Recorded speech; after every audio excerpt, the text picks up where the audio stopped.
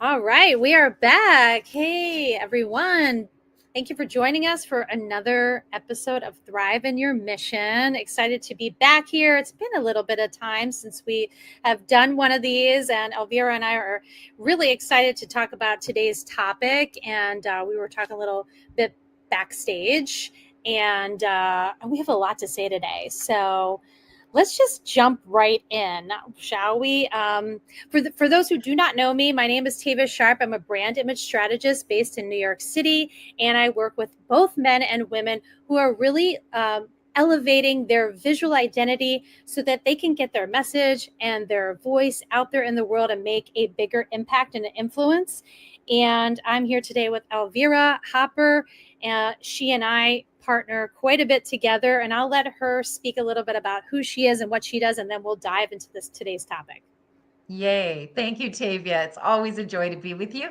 Yeah, so I'm Chief Miracle Magnet. I have a beautiful growing global team that use my modality and put their own modalities on my platform so we can serve more heart-centered humans globally. This is all about shifting from crap magnet to miracle magnet.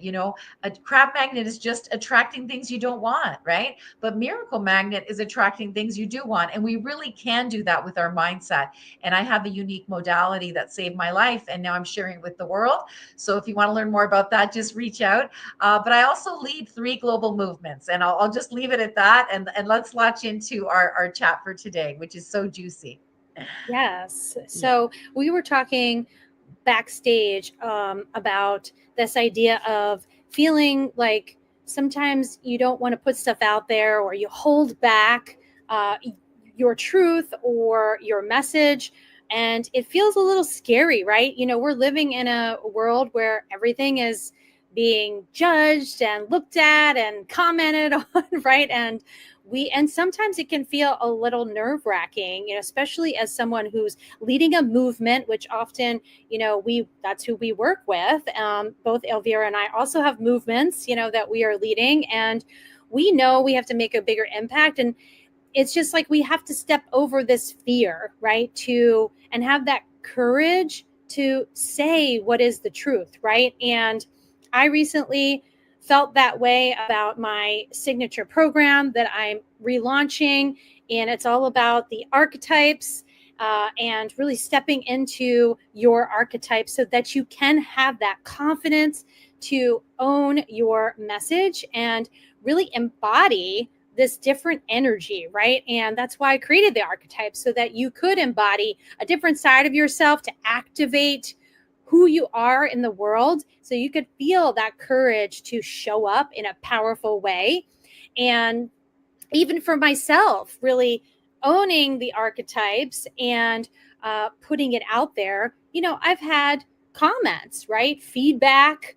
And I even got a message in my inbox, from somebody who felt triggered by the topic. And I thought, and I was telling Elvira afterwards, hey, you know what? This just means I have to really lean into this, because if it's triggering, that means it needs to be said, and it is for not for that person, right? It's for the person that needs it, right? I'm going to magnetize the right people who really resonate with this message and repel the people that don't resonate with it. So that was my thing that I was sharing with Elvira. What do you think about this topic, Elvira?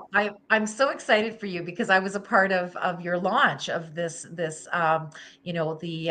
and what do you call it again?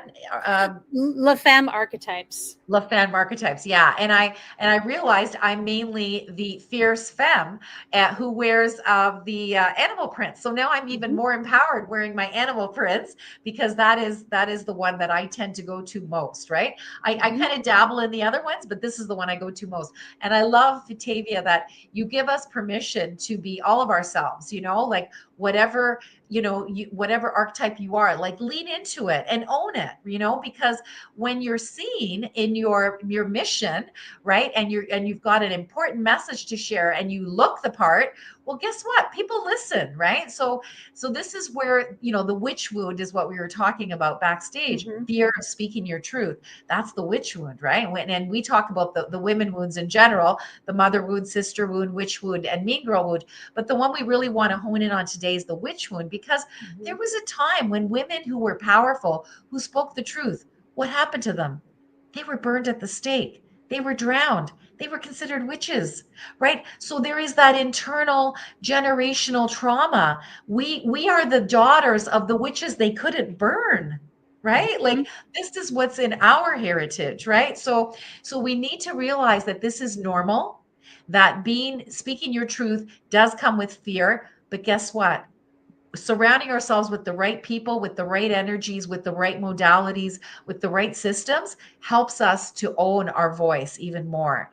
And we get to go farther because we're doing it together, right? Like you and I, Yes. we're not doing this by ourselves. Thriving Your Mission is our collaboration, it's our co-creation, and it's Mm-hmm. helping people to step up and own it. And they've got to act in spite of the fear, right? So there's this great idea that I just learned a few days ago from one of our mentors, Alok Appadurai. He's amazing, and he was talking about how he was interviewing this basketball coach for women, who said, "I don't hire, or I don't bring on players that are confident." And he goes, "What? Tell me more about that." And she goes, "No, I bring on players that have courage, because courage is a choice, and confidence is what comes out when you've been acting courageously, and then you get confident." Oh, I just love that. Isn't that amazing? Yes, yes, that is, it's so true though when you think about it. We're not born confident. Yeah. Nobody is really. We learn things through our upbringing, through our family, ancestral stuff like the witch wound, right?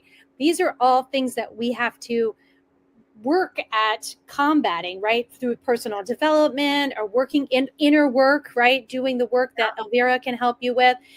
When you do that, when you're being intentional about like overcoming these things, right? These blocks, right? You get to feel more courage, and then the confidence will come when you feel the courage, when you take action in the face of the fear. I always say take Yeah. action in the face of the fear, because you're going to fear things, but do it anyway. Do it Yeah. anyway. It's just like you can equate it to the same thing, like if you're fear of heights, right? Like I had a fear of heights. I still have a little fear of heights Yeah. forever, right? But I decided I'm going to face this fear of heights and jump out of an airplane. And that was so Wow. scary. Like, and everybody, that's like a big one, right? The fear of public speaking and the fear of heights are like Yeah. two really big fears that a lot of people struggle with. And I said, you know what? I'm going to overcome this fear. And it was so scary, but I had to trust. It took a lot of like trust that I was going to be okay, that I was going to be safe, right? And I trusted the person who had done this hundreds of times, who I jumped with, in tandem with, because you don't go by yourself when you jump out of an airplane. You're in tandem with a professional. And I just told him, like, when you get up there, just go. Like, don't even tell me like the one, two, because I'm gonna stop myself, right? I'm gonna close my eyes. He's like, I'm gonna close their eyes. We're gonna count to three and go. And I was like, just go. And we did. And thank God, because I would have stopped him otherwise. And we leapt, and that felt like such freedom. I cannot Um, explain the freedom that wow. feels, because let me tell you, when you overcome a fear, you can become so much stronger. Your Yes. courage goes up Yes. so much Yes. because you were like, I did it. I did it. Right. And you feel that adrenaline. Yes. Like, so it's the same thing with like speaking up. Right. And Yes.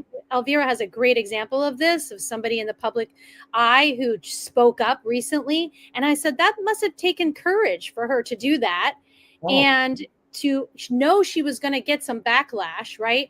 And it's the same. This is the same similar fear, right? That's why yeah. people have fear of public speaking, because it feels scary. Your heart starts racing. You start getting red, Yeah. flushed. I mean, Yeah. I used to have this fear as well until Me I too. overcame Me it, too. because Yeah. I did it in the face of fear. And then once I did Yes. it again and did it again and did it again, and then all of a sudden I was like, I'm not scared at all. I actually really enjoy speaking in front of a group now, Yeah. but Oh my not the God. case when I was younger. I Yeah. avoided those classes in college. Oh yeah, I was like, I'm not taking public speaking. I felt nervous, like so nervous. I was Yeah. embarrassed, you know. Yeah. And Yeah. now I'm like, oh yeah, bring it on. I can't wait to share my message. And that's Yeah. tackle social media and visibility online as well.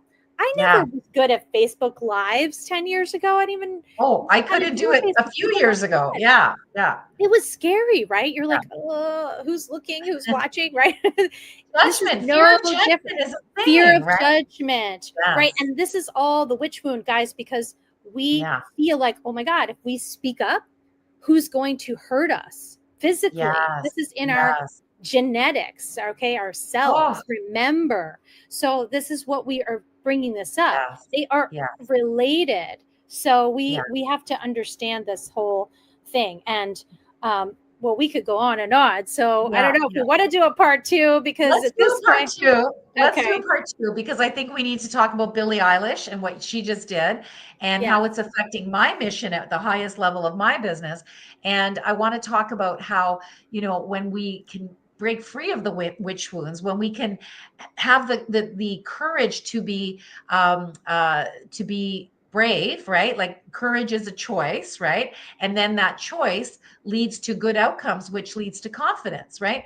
And yes, to know that people might be, throwing, like, tomatoes and darts at you, but guess what? Your mission is bigger than you. So you need to yes. get over it so that you can speak your truth. I used to be terrified of public speaking. I couldn't thank people at my wedding, 36 years ago. But today I'm on international stages. I'm with one of the oldest speakers bureaus on the planet. Why? Because my mission is more important than me. And I had to get over myself. So let's do a part two. Let's And do we'll it. jump off now and pick it up again. Thanks, Tavia. Thanks, guys, for See you in watching. part two. Okay.